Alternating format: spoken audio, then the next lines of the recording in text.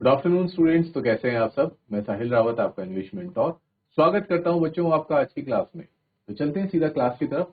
In the last class we discuss this chapter going places. Going places की हमने explanation complete कर ली थी और आज की क्लास में हम इसके क्वेश्चन आंसर्स को डिस्कस करेंगे। क्लियर है बच्चों?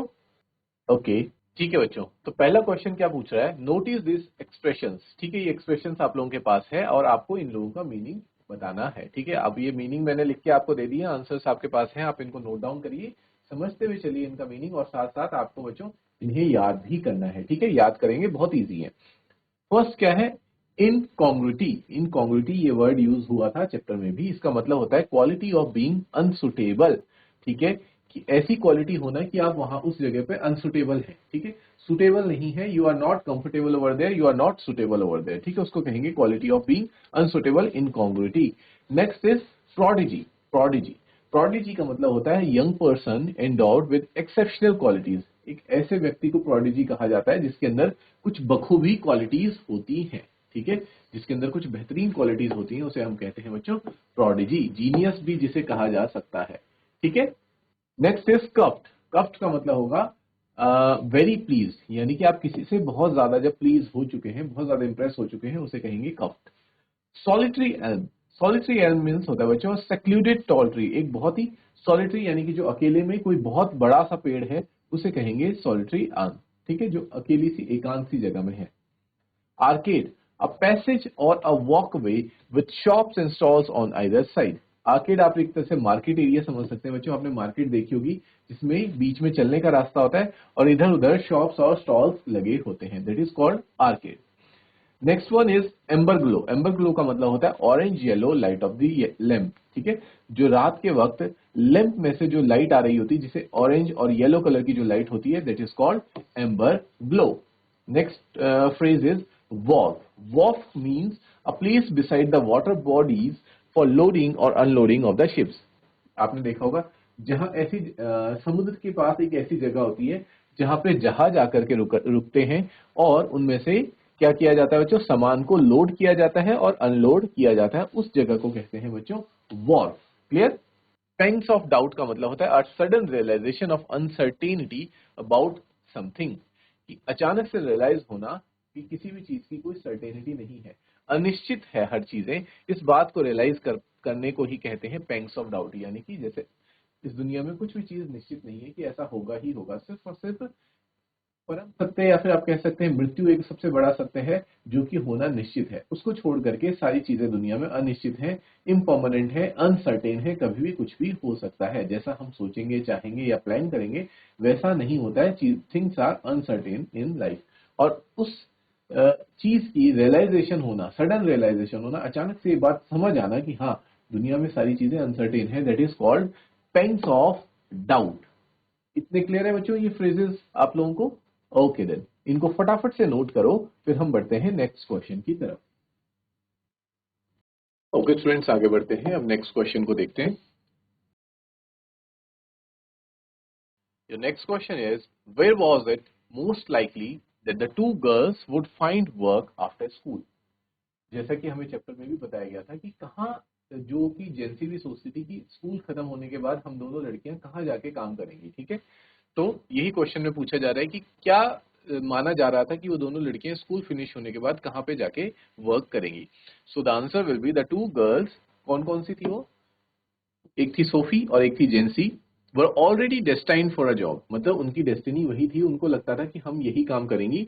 Destined for a job in the biscuit factory. याद करो बच्चों, उसने कहा भी था कि हम लोगों की डेस्टिनी यही है कि हम ज्यादा से ज्यादा बिस्किट फैक्ट्री में काम कर सकते हैं। And it was likely that they would work there after school. और यही था कि वो स्कूल के बाद वहां जाके काम कर सकते हैं। इसके पीछे क्या रीजन था बच्चों? कि because they belong from a very lower middle class family. ठीक है, क्योंकि जो उनके पेरेंट्स थे वो एक शॉप पे वर्क किया करते थे, तो उन्हें लगता था कि हम ज्यादा से ज्यादा पढ़ लिख करके एक बिस्किट फैक्ट्री में ही काम कर पाएंगी। और ऐसा दोनों को लगता था। दोनों को नहीं लगता था, बल्कि जेंसी को लगता था। सोफी के तो बच्चों क्या क्या ख्याल थे और सपने थे, बड़े बड़े ड्रीम्स थे, वो हम देख ही चुके हैं चैप्टर में। ठीक है, तो इसको फटाफट से आप नोट करो, फिर नेक्स्ट क्वेश्चन देखते हैं। ओके स्टूडेंट्स, नेक्स्ट क्वेश्चन देखते हैं। What were the options that Sophie was dreaming of? Why does Jency discourage her to have such dreams? कि ऐसे कौन कौन से ऑप्शंस हैं जिनके बारे में सोफी सोच रही होती कि मैं स्कूल से निकलने के बाद ये सारी चीजें करूंगी, और जेंसी उसको इतने बड़े बड़े ख्वाब देखने से क्यों मना करती है। तो ये बच्चों आप लोगों का क्वेश्चन है, इसका आंसर देखो एक बार। Sophie dreamed of opening a boutique. ठीक है, हमने देखा था कि सोफी का ये सपना होता है कि वो एक बुटीक खोलना चाहती है। मैंने आप लोगों को बताया था बच्चों एक्सप्लेनेशन के दौरान कि बुटीक एक ऐसी शॉप होती है जहां लड़कियों के फैशन से रिलेटेड चीजें, कपड़े वगैरह मिलते हैं। एंड और बिकमिंग एन एक्ट्रेस, या फिर वो एक एक्ट्रेस बनना चाहती थी, अदाकारा बनना चाहती थी, और अ फैशन डिजाइनर, या फिर वो एक फैशन डिजाइनर बनना चाहती थी। She thought that she would be offered the position of a manager। उसे क्या लगता था कि जब तक वो बुटीक अपना खुद से नहीं खोल सकती तो उसको अर्निंग करनी होगी, तो उसको क्या मिल जाएगी, एक मैनेजर की पोजीशन भी दे दी जाएगी। And that she would work there till the time she saves money, enough money for her boutique. और तब तक वो वहां पे रहकर काम करके पैसे बचाएगी और अपना बुटीक को स्टार्ट करेगी। Keeping in mind their lower middle class family background, Jansie को पता था कि हम कैसे फैमिली बैकग्राउंड से आते हैं, एक lower middle class family background से हम आते हैं। इस वजह से जेंसी डिस्करेज करती है सोफी को। डिस्करेज का मतलब होता है एक तरह से सोफी ये सारी चीजें करना चाहती थी, लेकिन जेंसी कहती कि तुम ये सारे सपने ख्वाब देखना छोड़ दो, ठीक है, क्योंकि हम ये सब नहीं कर पाएंगे। To have such dreams. वैसे देखा जाए स्टूडेंट्स, तो अगर मैं आपको अपना एक पर्सनल ओपिनियन बताऊं तो हमें कभी भी जो व्यक्ति हमें अपने ख्वाब देखने से रोक रहा होता है तो उसकी बातों में नहीं आना चाहिए। हमें हमेशा लाइफ में अपने से बड़े ख्वाब ही देखने चाहिए, ठीक है।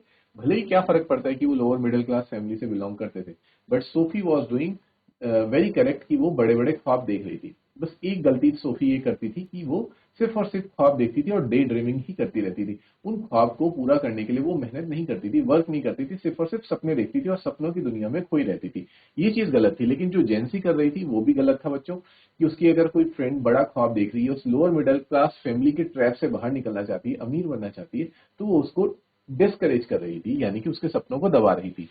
जेंसी इज मोर रियलिस्टिक। हम मानते हैं कि जेंसी क्या है, रियलिस्टिक तो थी, क्योंकि उसको पता था कि जिस सिचुएशन में वो लोग अभी हैं, और देखा जाए तो जिस सिचुएशन में सोफी भी है, वो सिर्फ और सिर्फ ख्वाब देखती है, सपने देखती है, ना उन ख्वाब और सपनों को पूरा करने के लिए वो मेहनत करती है, ना पढ़ाई करती है, और वो लाइफ की तरह बहुत प्रैक्टिकल थी। And hence knows that big ambitions cost heavy investments. उसको ये पता था कि जितना एम्बिशंस हमारे बड़े हैं, खासकर सोफी के जो बड़े बड़े एम्बिशंस हैं, उसके लिए बहुत ज्यादा इन्वेस्टमेंट चाहिए, यानी कि काफी पैसे लगाने की जरूरत पड़ेगी। Something their working class status, जो कि उनके जो वर्किंग क्लास का जो उनका स्टेटस था, वो जो उनके पेरेंट्स थे वो चीज को अफोर्ड नहीं कर सकते थे, ठीक है बच्चों। तो इस वजह से जेंसी मना करती थी। लेकिन मेरे हिसाब से जेंसी का मना करना भी ठीक नहीं था, और सूफी का सिर्फ और सिर्फ डे ड्रीमिंग करना, सपने बड़े बड़े सपने देखना, लेकिन उनके लिए कुछ मेहनत ना करना, वो भी सही नहीं था। ठीक है स्टूडेंट्स, तो इस क्वेश्चन तो आप लोगों को पता ही है। एक बार क्वेश्चन आप अपनी बुक से भी रेफर कर सकते हैं, देख लीजिए यहाँ क्वेश्चन लिखा है, और इस आंसर को बच्चों आप नोट कर लीजिए। ठीक है, फिर बढ़ेंगे हम नेक्स्ट क्वेश्चन की तरफ। जो सोफी है वो आज किससे मिलकर के आई है, डेनी केसी से मिलकर आई है। तो ये चीज सोफी को बुरी क्यों लगती है, ठीक है बच्चों, तो इसका आंसर देखते हैं। She wriggled when Geoff told her father that she had met Danny Casey because, इतना तो बच्चों आपका क्वेश्चन से ही था, ठीक है, यहां तक बिकॉज से आंसर शुरू होता है। Because she was well aware of her father short tempered nature.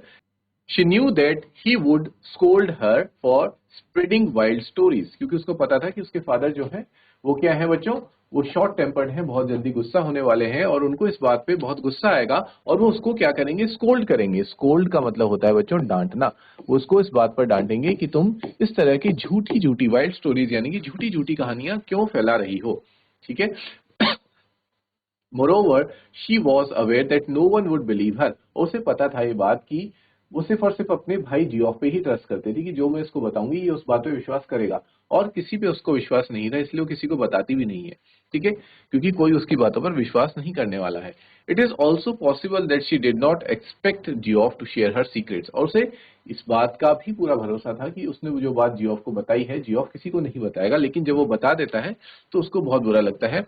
With even family members, यहाँ तक कि जब वो फैमिली मेंबर्स को भी बताता है तो सोफी को बुरा लगता है। ठीक है बच्चों, इसका आंसर आप नोट करें।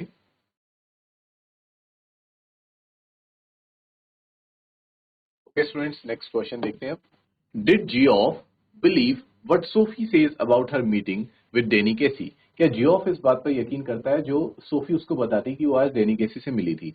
तो no, Geoff does not believe. हम सबको पता है कि जियोफ इस बात पे बिलीव नहीं करता। Sophie says about her meeting, he calls it the unlikeliest thing he had ever heard. वो क्या कहता भी है कि ये ऐसी चीज है जो मैंने आज तक, अनलाइकिएस्ट थिंग जो कि होने वाली है, ये मैंने आज तक अपनी लाइफ में पहली बार सुनी है। ये पॉसिबल ही नहीं है कि तुम डैनी केसी से मिली होगी। ठीक है बच्चों, तो इसको नोट करो और साथ ही साथ नेक्स्ट क्वेश्चन भी देख लो। Does her father believe her story? क्या उसके फादर उसको बिलीव करते हैं?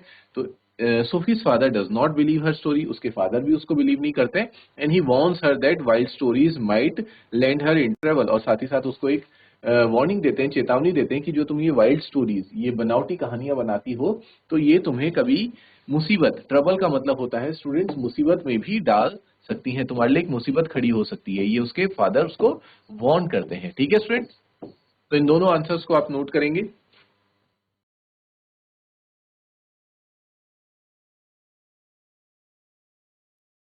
एक लास्ट क्वेश्चन देख लेते हैं बच्चों आज की क्लास का। How does Sophie include her brother Geoff in her fantasy of future? कि जियोफ, जो सोफी है वो अपने भाई जियोफ को भी अपनी जो स्टोरी है, वाइल्ड स्टोरी है, उसमें कैसे इंक्लूड कर देती है?